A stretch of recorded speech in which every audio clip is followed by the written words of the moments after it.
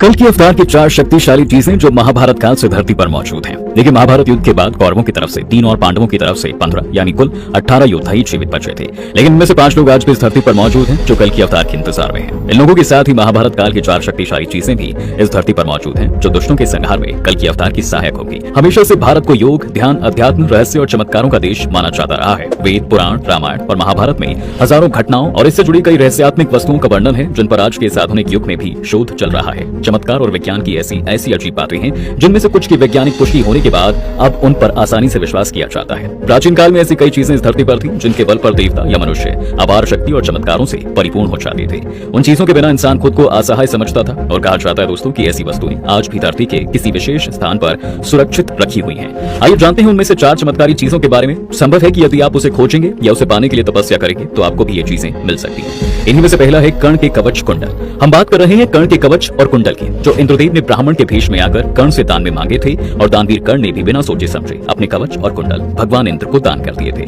भगवान कृष्ण यह भली भांति जानते थे कि जब तक सूर्य से प्राप्त कर्ण के पास उसका कवच और कुंडल है तब तक उसे कोई नहीं हरा सकता, तब तक उन्हें कोई नहीं मार सकता। ऐसे में अर्जुन की सुरक्षा की कोई गारंटी नहीं थी। उधर देवराज इंद्र भी चिंतित थे क्योंकि अर्जुन उनका पुत्र था। लेकिन सोचने वाली बात यह है कि कर्ण के दान दिए हुए कुंडल और कवच का क्या हुआ। शायद किसी को पता होगा कि कर्ण का कवच और कुंडल कहाँ है, लेकिन आज हम आपको एक ऐसी जगह के बारे में बताने जा रहे हैं जहाँ कर्ण का कवच और कुंडल आज भी मौजूद है। देखिए, कर्ण के कवच और कुंडल कहाँ है, इसके बारे में अलग अलग किंवदंतियां हैं। कुछ का कहना है कि कर्ण के कवच और कुंडल हिमालय के एक गुफा में मौजूद है और कुछ का कहना है कि वे उड़ीसा के एक कोणार्क मंदिर में है और कुछ का कहना है कि छत्तीसगढ़ के बीजापुर में स्थित एक रहस्यमय गुफा के अंदर मौजूद है। छत्तीसगढ़ के बीजापुर में रहने वाले लोगों का कहना है कि एक श्राप के कारण इंद्रदेव का रथ इस गुफा के पास धंस गया था, जिसके पहियों के निशान आज भी यहाँ पर मौजूद हैं। इसके बाद इंद्रदेव ने कवच और कुंडल को छत्तीसगढ़ के बीजापुर की एक गुफा में छिपा दिया, जहाँ जाना खतरे से खाली नहीं है। कर्ण के कवच कुंडल से सूर्य की किरणों के समान प्रकाश निकलता था, लेकिन आज भी इस गुफा से पीली रोशनी निकलती है, जिस कारण से कर्ण के कवच कुंडल की रोशनी उसे माना जाता है। और ऐसा भी कहा जाता है कि कर्ण के कवच और कुंडल को लेकर भगवान इंद्र स्वर्ग में प्रवेश नहीं कर सकते थे क्योंकि उन्होंने उसे झूठ से प्राप्त किया था। ऐसे में उन्होंने उसे समुद्र के किनारे किसी जगह पर छुपा दिया। अब इसके बाद चंद्रदेव ने यह देखा और उस कवच और कुंडल को चुराकर भागने लगे। तब समुद्रदेव ने उन्हें रोका और उस दिन से सूर्यदेव और समुद्रदेव दोनों मिलकर उस कवच और कुंडल की रक्षा कर रहे हैं। और ऐसा कहा जाता है दोस्तों कि इस कवच और कुंडल को कोणार्क में छुपाया गया है और कोई भी इस तक पहुंच नहीं सकता, क्योंकि अगर कोई इंसान इस कवच और कुंडल को हासिल कर भी लेता है तो वो इसका गलत फायदा उठा सकता है। लेकिन कहा जाता है कि जब धरती पर कल की अवतार लेंगे तब वो इस कवच कुंडल को धारण करेंगे और इनकी सहायता से पापियों का संहार करेंगे। ऐसा भी कहते हैं कि कवच और कुंडल इंद्र ने स्वर्ग में ले जाकर कहीं सुरक्षित रख दिए थे, जो आज भी कहीं पर रखे हुए हैं। दिव्य धनुष और तरकश। देखिए, प्राचीन काल में एक परम तपस्वी हुए जिनका नाम महर्षि दधीची था, जिन्होंने अपना संपूर्ण जीवन शिव की भक्ति में ही व्यतीत किया था। लोकहित के लिए महर्षि दधीची ने अपनी अस्थियां तक दान कर दी थी, क्योंकि वे जानते थे कि शरीर नश्वर है और एक दिन इसे मिट्टी में ही मिल जाना है। उनकी हड्डियों से 3 धनुष बनाए गए, एक गांडीव, 2 पिनाक और तीसरा सारंग। इसके अलावा इंद्र का वज्र भी उनकी छाती की हड्डियों से ही बनाया गया था। जी हाँ दोस्तों, इंद्र ने यह वज्र कर्ण को दे दिया था। पिनाक भगवान शिव के पास था, जिसे रावण ने अपनी तपस्या से शिव से ले लिया था। रावण से यह भगवान परशुराम के पास चला गया, फिर इसे भगवान परशुराम ने राजा जनक को दान में दे दिया। श्री राम ने राजा जनक की सभा में इसे तोड़ दिया। सारंग भगवान विष्णु के पास था, भगवान विष्णु से यह प्रभु श्री राम के पास गया और बाद में श्री कृष्ण के पास आया। गांडीव अग्निदेव के पास था, जिसे अर्जुन ने अपनी तपस्या से प्राप्त किया था।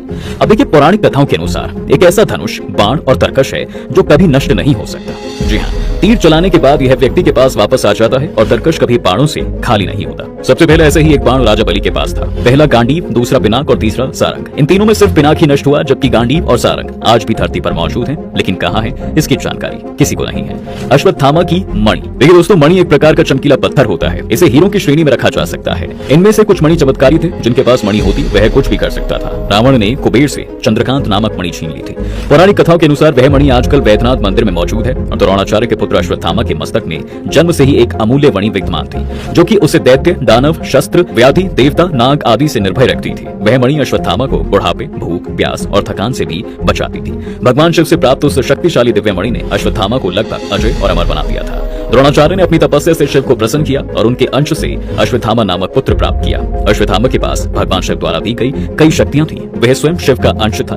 द्रौपदी ने अश्वत्थामा को जीवन दान देते हुए अर्जुन से उसकी मणि उतार लेने का सुझाव दिया। अतः अर्जुन ने इनकी मुकुट मणि लेकर प्राण दान दे दिए। अर्जुन ने यह मणि द्रौपदी को दी थी, जिसे द्रौपदी ने युधिष्ठिर को दी थी। शिव महापुराण की शतरुद्र संहिता 37 के मुताबिक यह माना गया है दोस्तों कि महान गुरु द्रोणाचार्य के पुत्र अश्वत्थामा आज भी जीवित हैं और वे गंगा के किनारे निवास करते हैं, किंतु उनका निवास कहाँ है इसका जिक्र नहीं है। लेकिन मान्यता यही है कि जब कल की अवतार इस धरती पर आएंगे तो वो अश्वत्थामा के साथ मिलकर इस धरती को पापियों से मुक्त करेंगे। 5 जने दोस्तों महाभारत में भगवान श्री कृष्ण के पास 5 जने नामक शंख था, अर्जुन के पास देवदत्त, युधिष्ठिर के पास अनंत विजय, भीष्म के पास पौंड्रिक, नकुल के पास सुघोष, सहदेव के पास मणि पुष्पक था। सभी के शंखों का महत्व और शक्ति अलग अलग थी। शंखों की शक्ति और चमत्कारों का वर्णन महाभारत और पुराणों से मिलता है। समुद्र मंथन के दौरान इस 5 जने शंख की उत्पत्ति हुई थी। शंख को विजय, समृद्धि, सुख, शांति, यश, कीर्ति और लक्ष्मी की प्रतीक माना गया है। सबसे महत्वपूर्ण यही है कि शंख नाद का प्रतीक है। शंख ध्वनि शुभ मानी गई है। हिंदू धर्म में आज भी पूजा के अंत में शंख बजाने की परंपरा है। शंख की ध्वनि से घर से